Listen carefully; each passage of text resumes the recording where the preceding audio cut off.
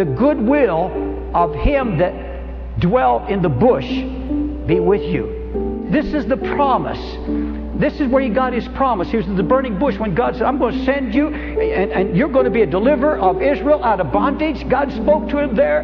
And folks, to his dying day, he's finally saying to Israel, he said, I want God to bless you with a promise that will keep you like I was kept. Every time I had a problem, every time there were doubts and fears, he took me back to the burning bush. He took me back to the promise.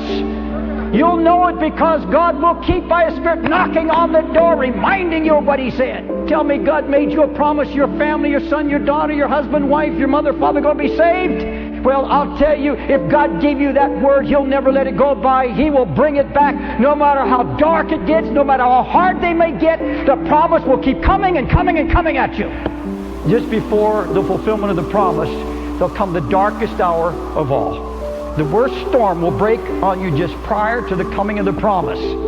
But there is something happens the moment we read that a Pharaoh arose who didn't know Joseph.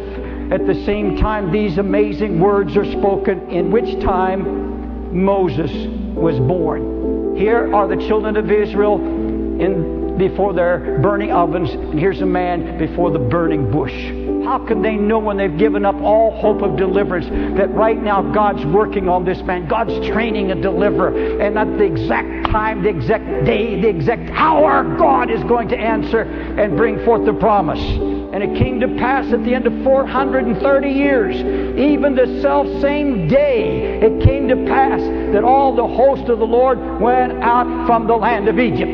If Moses had come 1 week earlier, they would not have all wanted to leave, because God had to make them so miserable they'd run out of the land. He had to send a man to make it miserable. He had to wean them away from Egypt. And what's happening right now, before God fulfills the promise, He has to wean us from all confidence in the flesh, all confidence in everything else, until finally we say, oh God, You are my only hope. Sink or swim, live or die, I believe Your word.